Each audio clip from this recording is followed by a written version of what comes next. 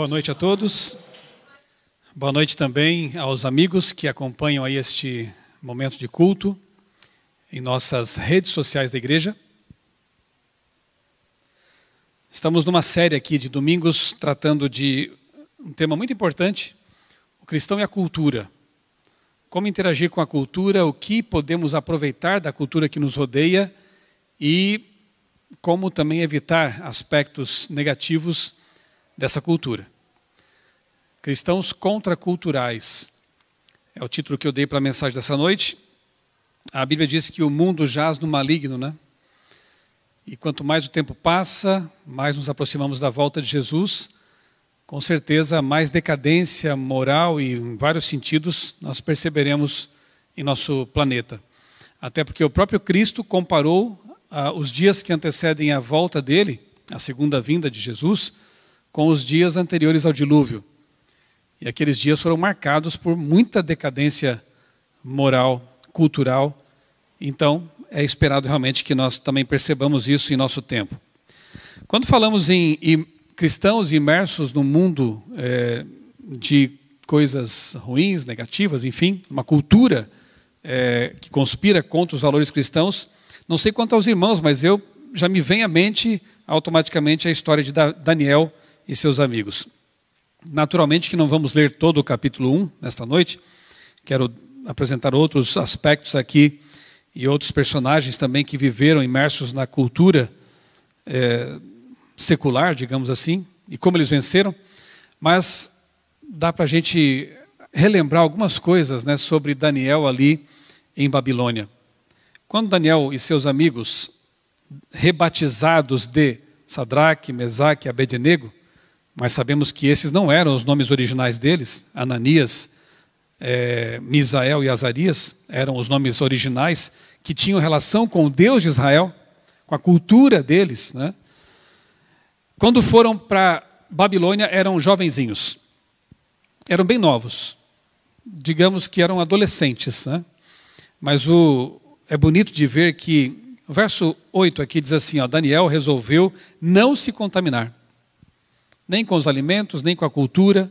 E note que, quando você lê o capítulo 1, você percebe que é o capítulo da assimilação, caso eles tivessem cedido a isso.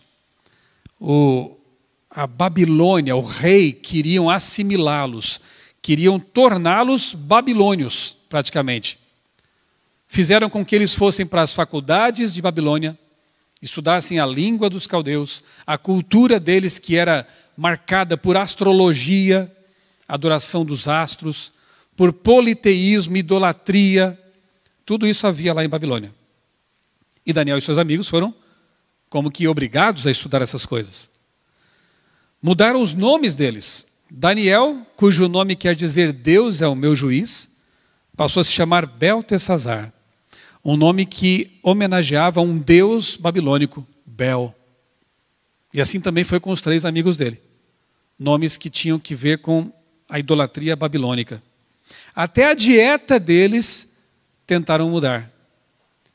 O que pareceria para alguns um privilégio, poder comer das iguarias que o rei comia, que com certeza envolviam ali alimentos que Deus proibiu para o consumo humano, incluindo também bebidas alcoólicas, mas para eles seria um privilégio, a comida do rei.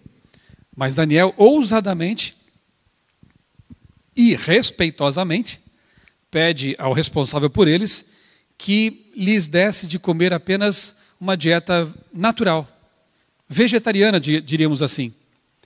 Aquele responsável ficou preocupado, mas vocês vão ficar, como dizem para os que hoje somos também vegetarianos, né? O que você come?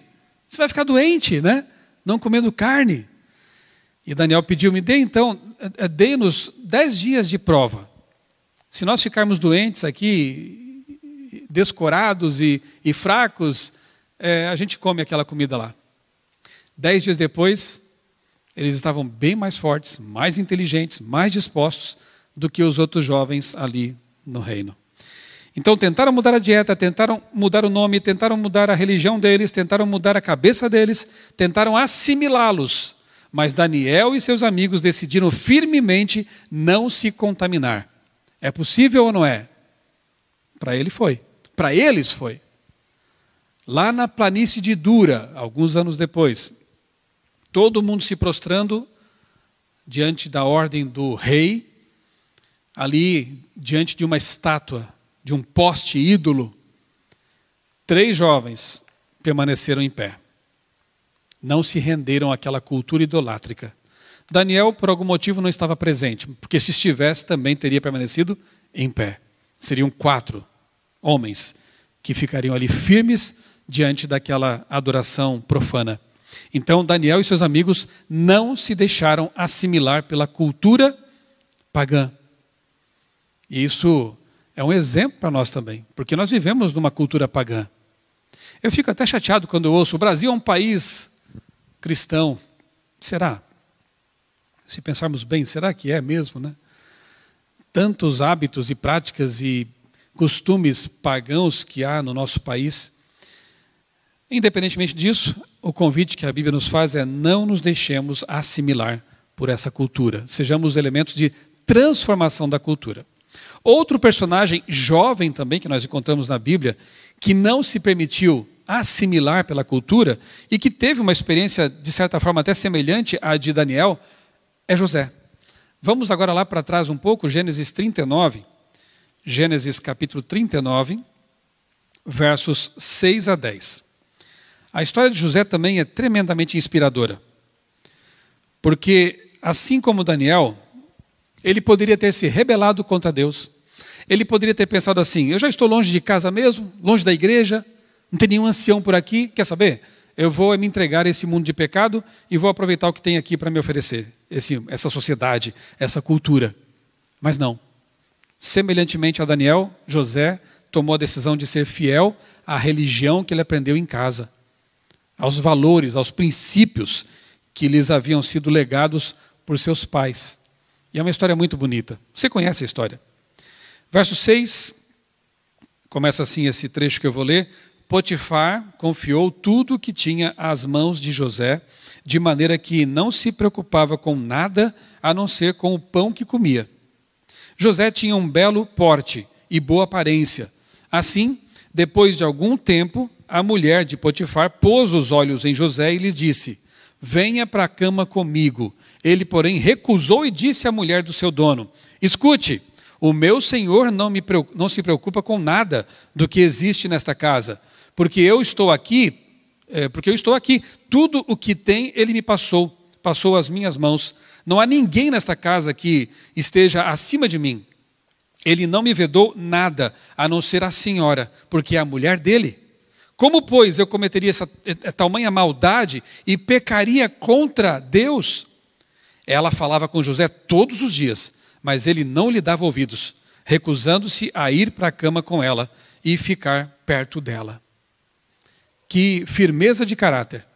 José era um servo, era um escravo. Ele poderia eventualmente até ter algumas vantagens em se envolver com esse relacionamento adúltero, ou fornicário, no caso dele, porque era solteiro, né? Ele poderia ser mais bem tratado pela esposa do Potifar, com quem teria uma relação de amante, né? Poderia ter vantagens, mas ele não pensou nisso.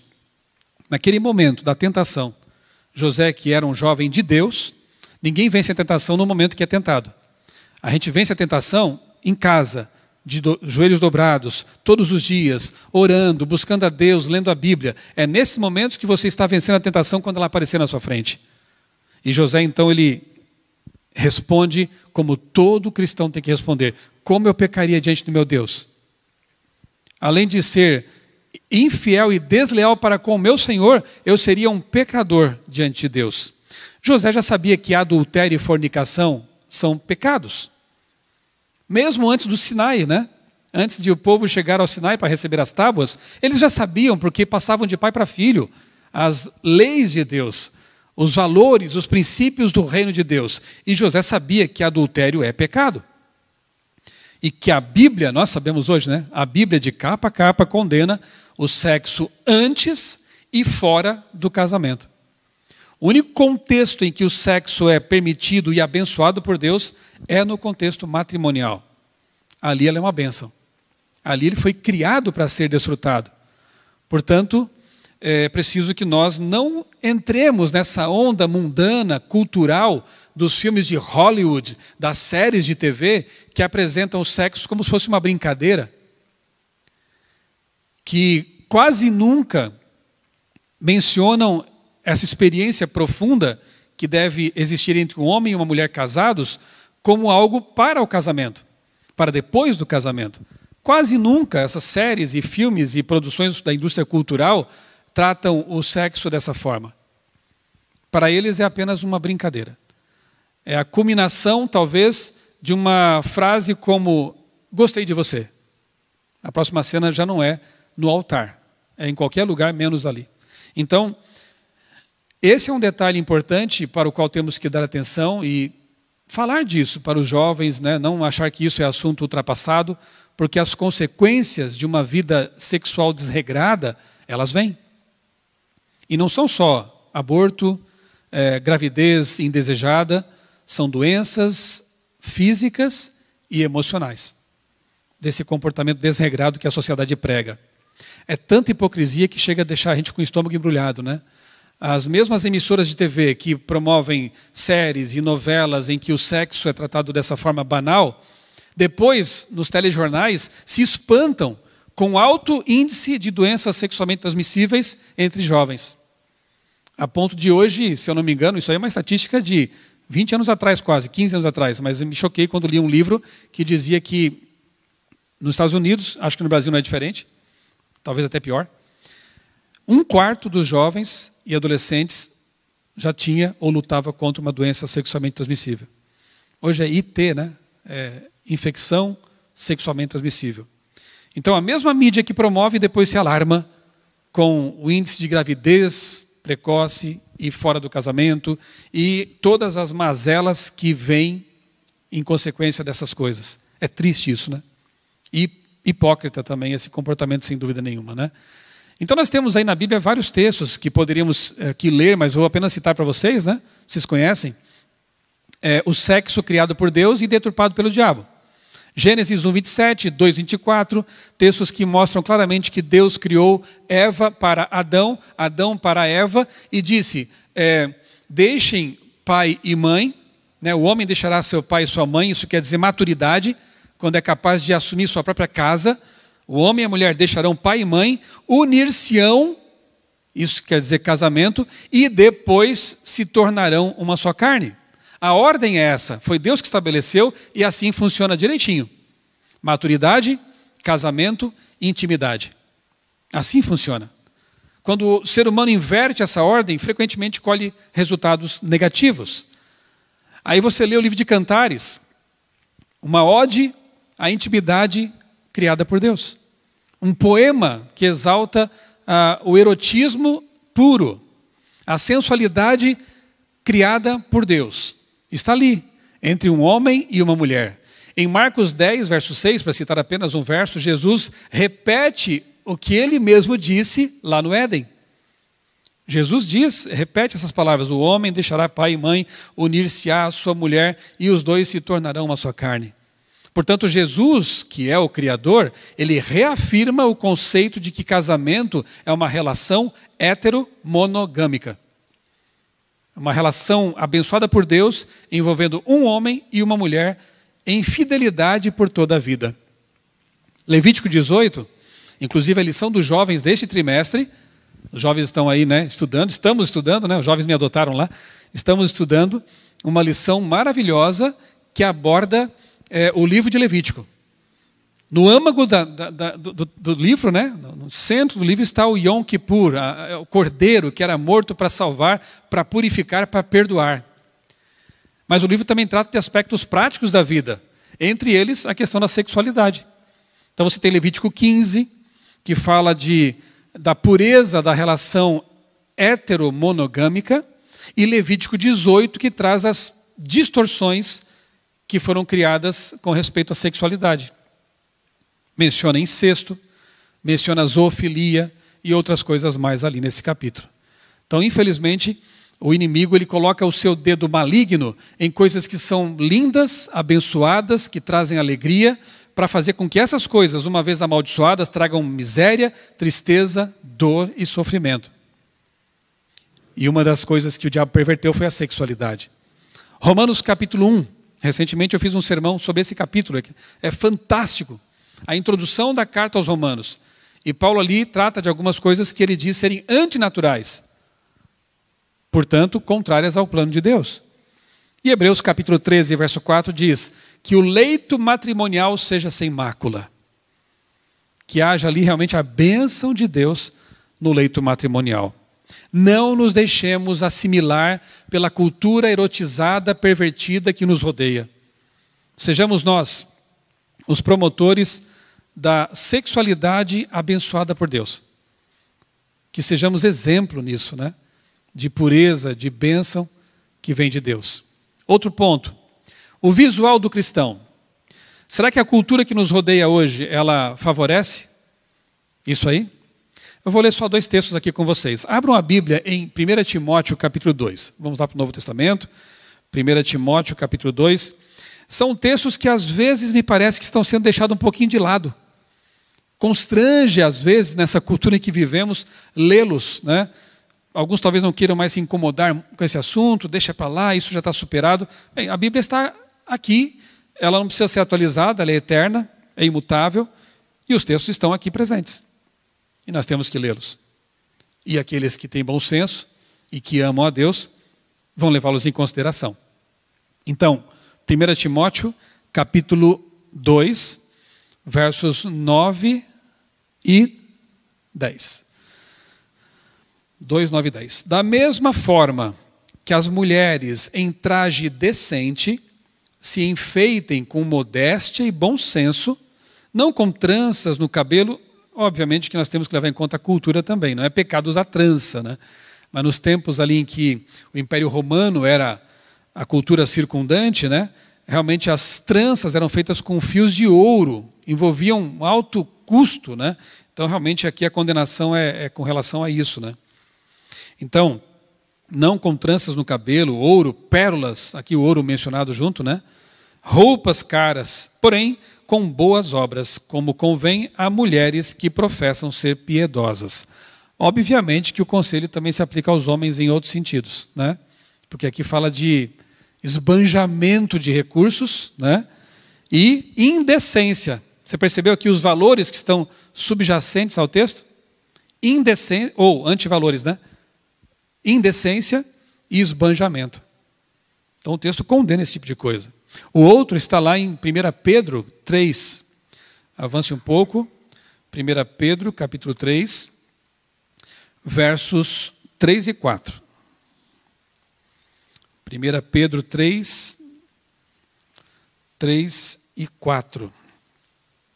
Pedro, ele reforça aquilo que Paulo já nos orientou lá em Timóteo, né? Ele diz que a beleza de vocês não seja exterior, como tranças de cabelos, né? De novo esse assunto, né?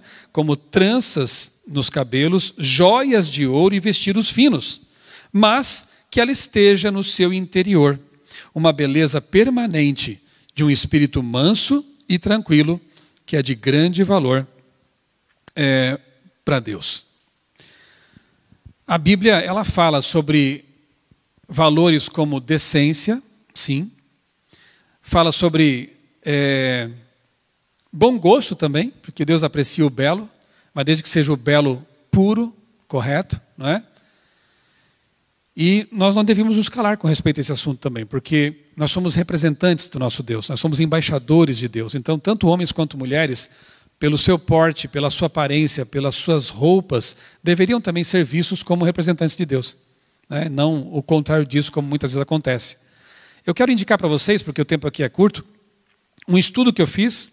Esse vídeo está em meu canal no YouTube, Michelson Borges. É quase 1 hora de estudo na Bíblia, nos devidos contextos, sobre o assunto de joias, lá na Bíblia. Não é um assunto tão simples. Ele exige um pouco mais de atenção, né, a vários textos. E eu quero convidá-los a assistir a esse vídeo com oração, com tranquilidade, anotando ali as passagens, né? Se quiser indicar para algumas pessoas também, fique à vontade.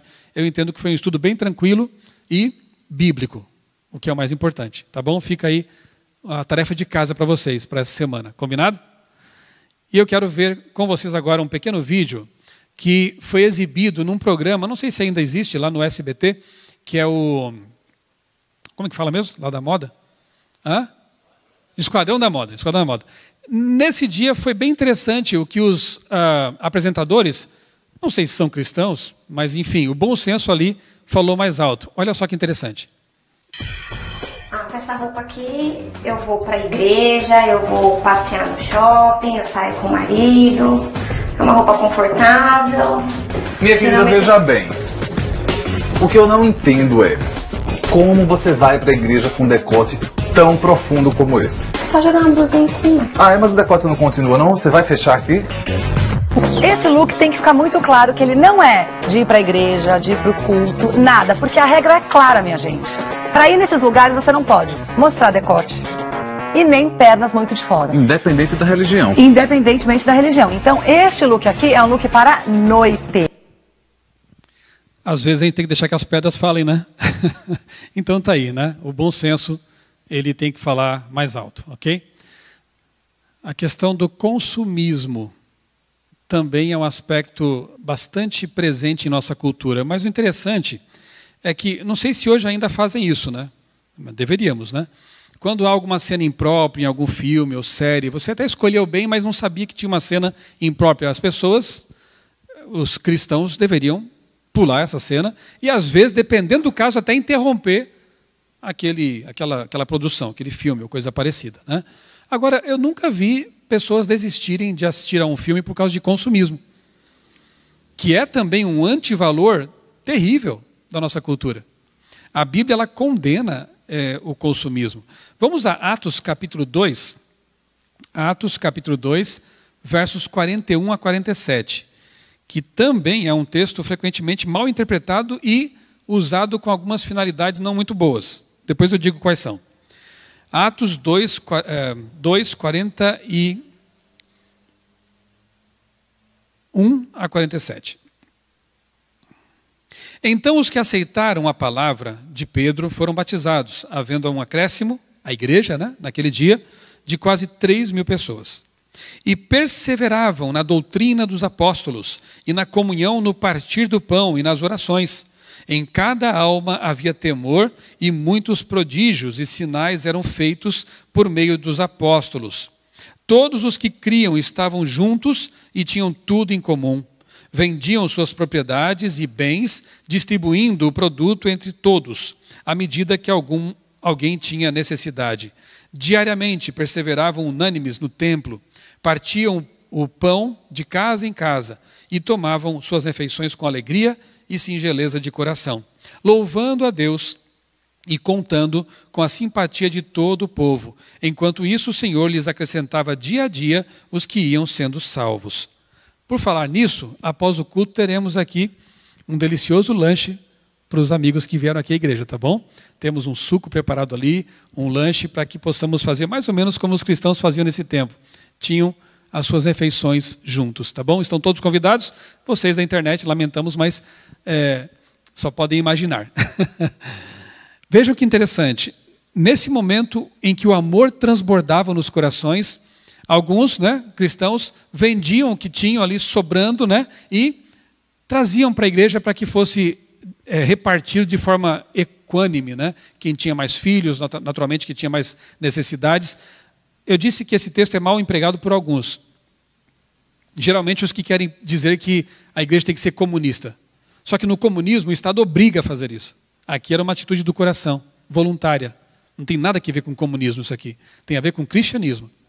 Então, o desapego, o desprendimento deveria também caracterizar a nossa vida. Não apego ao dinheiro, aos bens materiais, porque se nós nos apegarmos a isso, aí entra aquela parábola de Cristo, né? Que um rico apegado ao seu dinheiro não é passar no buraco de uma agulha mesmo. É uma impossibilidade. Então é mais fácil passar um camelo pelo buraco de uma agulha do que um rico, como o jovem rico, que é a história que veio um pouco antes dessa parábola, né? É um rico apegado às suas riquezas passar e entrar no reino dos céus. A Bíblia nos ensina o desapego. 1 Timóteo, capítulo 6, voltemos lá para 1 Timóteo, capítulo 6, Paulo nos diz o seguinte ali nos versos 8 a 10. 1 Timóteo 6, 8 a 10. Tendo sustento e com que nos vestir, estejamos contentes. Mas os que querem ficar ricos caem em tentação, em armadilhas e em muitos desejos insensatos e nocivos, que levam as pessoas a afundar na ruína e na perdição. Porque o amor ao dinheiro é a raiz de todos os males. E alguns, nessa cobiça, se desviaram da fé e atormentaram a si mesmos com muitas dores. Muita dor de cabeça, na verdade, né? Então, de novo aqui, né, o conselho de Deus por meio de Paulo é: não se apegue. Deus sabe a quem pode dar mais e a quem deve dar menos. Talvez, se eu tivesse mais do que eu tenho, eu fosse me perder por causa disso. Então, o que eu tenho que fazer é ser contente com o que Deus me deu. Isso não é um balde de água fria nas boas ambições. Entendamos bem isso, né? Deus também quer que nós lutemos, que nós estudemos, trabalhemos, desejemos funções melhores, um salário melhor. Não tem nenhum mal nisso aqui.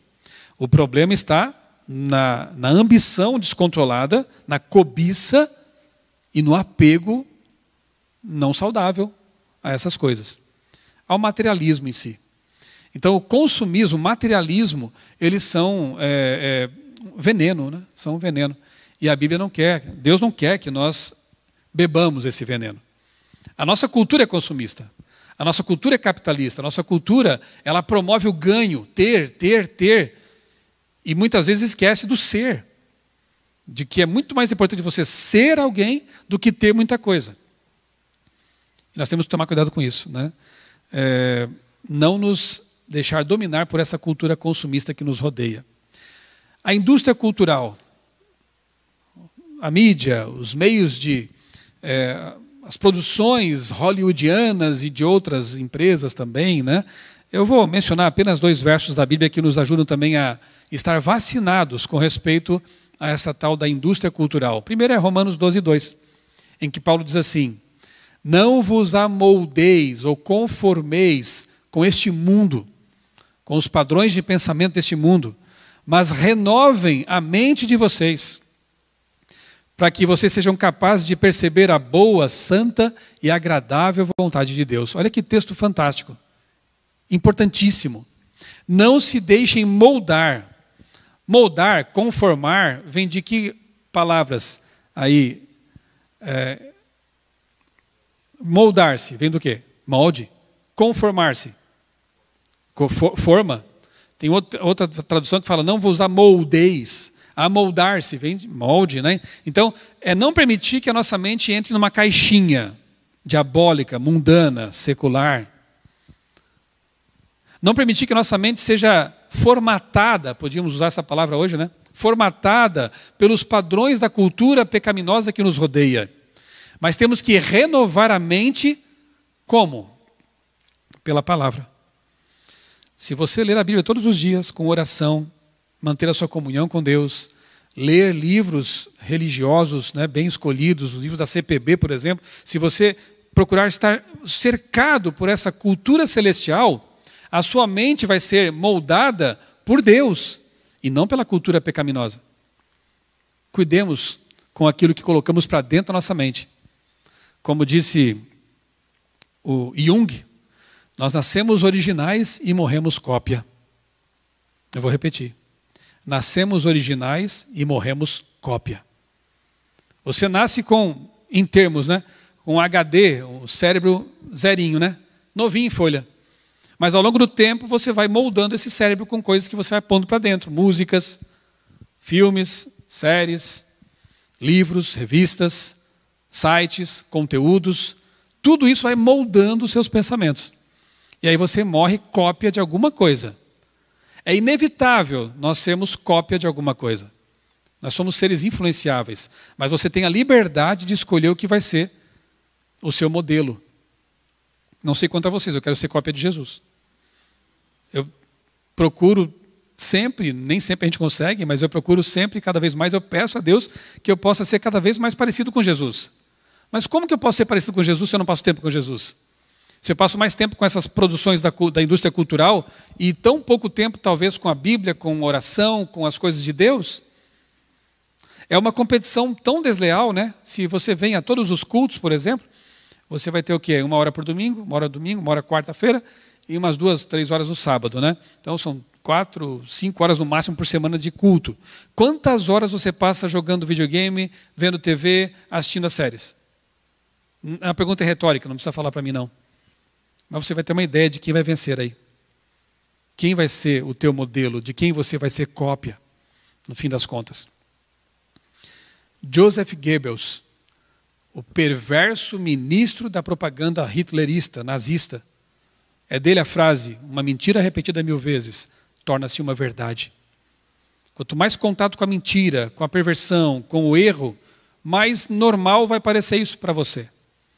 Por isso que Deus nos convida a fugir dessas coisas. E Filipenses 4:8, né, que é um antivírus mental mesmo, né? Paulo fala assim, finalmente, ou seja, concluindo, finalmente, irmãos, tudo que é puro, tudo que é honesto, tudo que é verdadeiro, tudo que é de boa fama, se há alguma virtude ou louvor, seja isso que ocupe o vosso pensamento.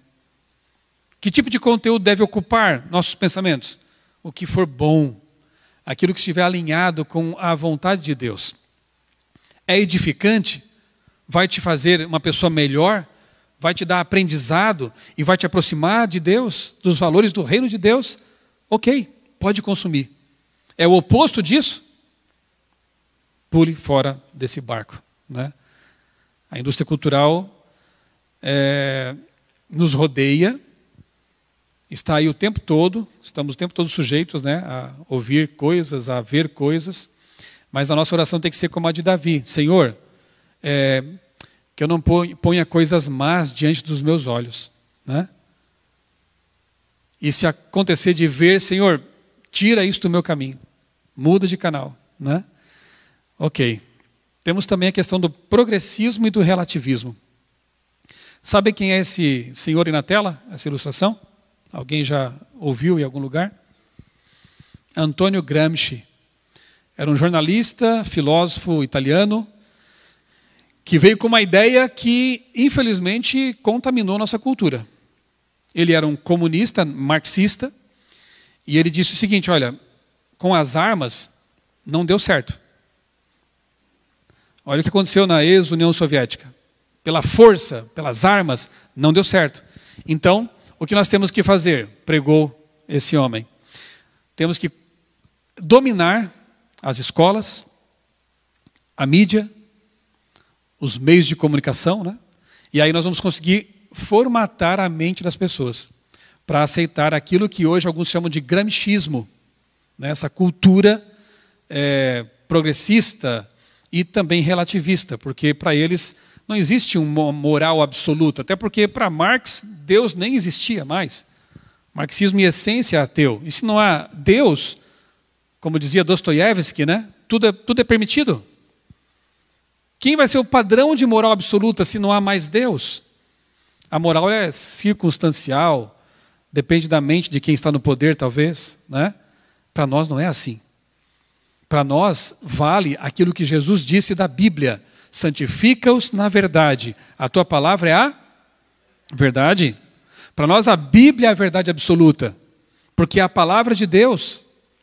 Lucas 24, 27, aquele texto lá que tem que ver com aquela cena de Jesus caminhando com os discípulos, 2 discípulos para Emaús, e aí ele ouve as frustrações deles, os lamentos deles, e a certa altura Jesus começa a falar com aqueles 2 discípulos, Cleopas e o outro cujo nome nós não conhecemos, e aí é dito por Lucas que, começando por Moisés e por todos os profetas, explicava-lhes o que a seu respeito constava em todas as Escrituras.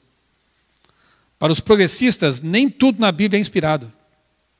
Eles recortam, picotam, retalham a Bíblia. Eu estou lendo um livro aqui de uma senhora cristã norte-americana chamada Alisa Childers. O título é O Outro Evangelho. Muito interessante esse testemunho dela aqui, viu? O Outro Evangelho. Uma resposta ao cristianismo progressista. A senhora Childers, ela nasceu no lar cristão. Se eu não me engano, ela é filha de pastor. Ela cantava numa banda cristã, da igreja que ela frequentava. E, certa ocasião, um pastor moderninho apareceu lá na comunidade dela, com algumas pregações meio estranhas, assim, meio liberais. E ela se encantou com a pessoa, com as pregações, começou a seguir aquele pastor e com o tempo acabou descrendo na Bíblia, já não cria mais na ressurreição de Cristo, já não cria mais na volta de Jesus. O cristianismo passou a ser para ela no máximo uma filosofia de vida. Ela perdeu a fé. E ela conta nesse livro como é que foi para voltar. Como é que foi o processo de se reconverter ao verdadeiro evangelho. E eu tenho visto muitos jovens passando por isso em nosso país mesmo. Eu já vi pastores progressistas dizendo que não importa tanto se Jesus ressuscitou. O que importa mais são os seus ensinamentos de justiça social, de bondade. Como assim não importa se ele ressuscitou? Paulo diz que se Jesus não ressuscitou, a nossa fé é vã. O que me garante que um dia ele vai me ressuscitar também? Volta de Jesus, não, nós temos que implantar o reino de Deus aqui na terra. Pela política, pela justiça social de novo, né? Mas Jesus voltar, eu quando era católico da teologia da libertação, tinha essa cabeça. Eu não sabia que Jesus ia voltar. Eu fui saber que Jesus vai voltar, e essa é a solução definitiva para tudo que é ruim, todos os males da humanidade. Eu fui saber disso quando eu conheci um adventista no ensino médio. E eu fiquei surpreso e maravilhado de saber que Jesus vai voltar. Isso mudou completamente a minha vida, né? O verdadeiro evangelho mudou a minha cabeça progressista lá do passado. Porque se vocês não sabem, o pessoal da teologia da libertação é progressista, né? Não crê nos milagres de Deus. Acha que os hebreus não passaram pelo Mar Vermelho, passaram com água pela cintura. Porque para eles os milagres não são importantes. O que importa é a narrativa que eles podem usar da Bíblia para pregar suas ideias. Eles olham para a Bíblia com uma lente marxista, e isso é lamentável. A Bíblia tem que ser lida, como dizia Ellen White, né, com a hermenêutica millerita, ou seja, permitir que a Bíblia explique-se a si mesma. Como Miller fez, ler de capa a capa, permitindo que a Bíblia se explique, que ela se interprete, e não eu. O horizonte do autor inspirado é o mais importante, não o do leitor, que se dá o luxo de interpretar e ressignificar e atualizar a Bíblia, né? Isso é perigoso, irmãos, e está muito, muito presente em nossa cultura pós-moderna. Cuidado com isso. Cuidado com o relativismo. Alguns que dizem, não, eu só aceito o que Jesus falou. Se o que Jesus falou está lá no Antigo Testamento, eu aceito aquela parte. É a tal da chave hermenêutica, uma expressão tão bonitinha, mas tão errada. Se Jesus falou, eu aceito. Se o que está na Bíblia não foi falado por Jesus, é só ideia de homens. Conveniente, né? Porque daí aquelas coisas que Moisés falou, Paulo falou, e que não foram repetidas por Jesus, eles descartam. Geralmente a gente sabe o que eles descartam para manter suas práticas pecaminosas. Geralmente descartam aquilo que os condena, em lugar de pedir perdão para Deus, porque se eu vou ao texto, à Bíblia, e eu percebo que eu estou errado, eu tenho que fazer como Josias, lá em 2 Crônicas, quando ele lê a Bíblia, leem para ele rasga as vestes, símbolo de humilhação, de contrição, por perceber que a vida dele estava em desacordo com a Bíblia. Essa é a atitude de um servo de Deus, de uma pessoa realmente convertida. Eu estou em pecado, porque o texto me disse que eu estou em pecado, o Senhor me perdoa, eu não quero mais viver nesse mundo, nessa vida de pecado. Mas o progressista faz diferente. Opa, que texto intolerante, está me chamando de pecador, eu rasgo essa página e fico só com aquilo que é legal para mim. Esse é o pensamento progressista, relativista de muitas pessoas em nosso tempo, né? De muitas igrejas, muitos pregadores que se consideram cristãos, embora estejam retalhando o cristianismo. Esse é outro vídeo interessante que eu quero que vocês... É um trecho de um filme, se eu não me engano. O pastor Marcos Seifert, grande amigo, pastor lá perto de... pastoreia lá uma igreja perto de Boston, e é ministerial de uma das associações lá nos Estados Unidos. Ele pregou recentemente e exibiu esse trecho aí, e eu peço liberdade para ele para exibir para vocês também, para verem como é que funciona esse bombardeio de ideias da cultura que nos rodeia.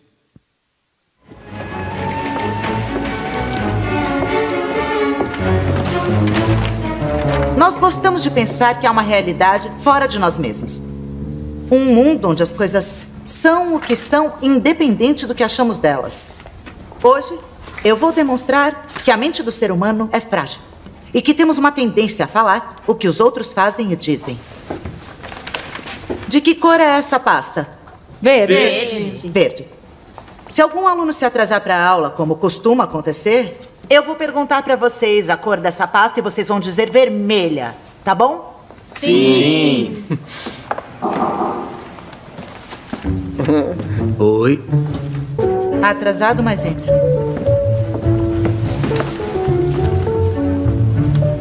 Bom, continuando. Na filosofia temos correntes como o positivismo, que não admite outra realidade a não ser a factual. Filósofos como Auguste Comte acreditam que há coisas que são como elas são e não devem ser discutidas.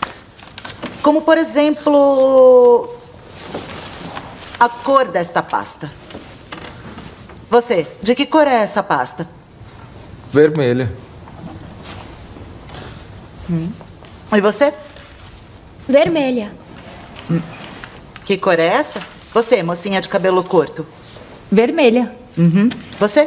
Vermelha. Vermelho. Vermelha. Vermelha. Vermelha. Vermelha. E você?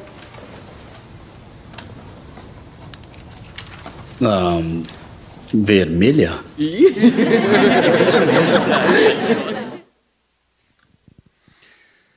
Pode parecer exagerado e cômico, mas é o que tem acontecido com muitas pessoas na nossa sociedade. Isso é homem ou mulher? Isso é certo ou errado? Isso é correto ou não? E as pessoas vão na pressão do grupo, vão com a maioria, vão pelos influenciadores e já não pensam mais por si mesmas. É vermelho. Cuidemos, a nossa mente tem que ser a mente de Cristo, não a da cultura. Se há aspectos da cultura que podem ser usados na pregação do evangelho, que são lícitos, isso é uma coisa. Meios, estamos usando a internet nesse momento. Os meios são uma coisa, o conteúdo é outra. Nós temos que estar bem atentos com relação a isso. Eu quero encerrar com essa imagem. Eu mesmo fiz essa foto, aqui em Tatuí. Não sei se alguém já percebeu. Um dia eu voltava, não sei se do hospital, não sei de onde que eu estava voltando para casa e passei pela rua Deodoro da Fonseca. Uma rua pequena, estreita. E quando eu vi isso, eu parei o carro e tirei a foto. Porque me chocou. E eu entendo que dá para fazer muitas reflexões com base nessa imagem. Ali é uma parede, uma casa deterioradas, né? Abandonada.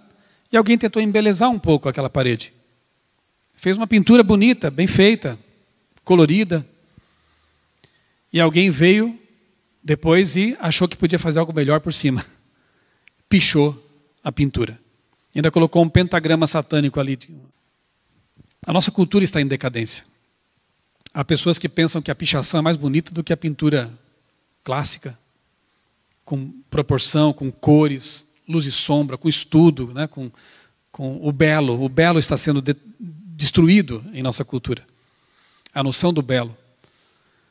Mas nós não podemos embarcar nesse tipo de ideia e de cultura.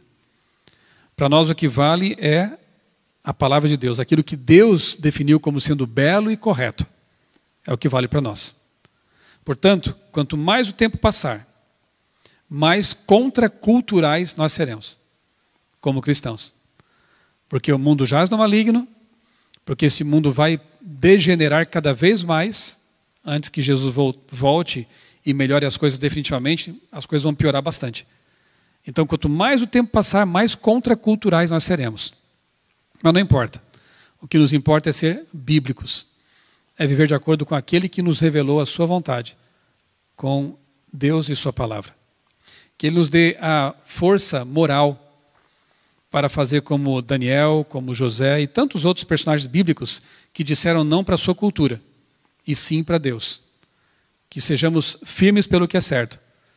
E assim, em breve estaremos com o nosso Deus naquele mundo em que as coisas serão como devem ser. Naquele mundo que não haverá mais, em que não mais haverá pecado e essas distorções todas que foram criadas por causa do pecado. Em breve estaremos lá.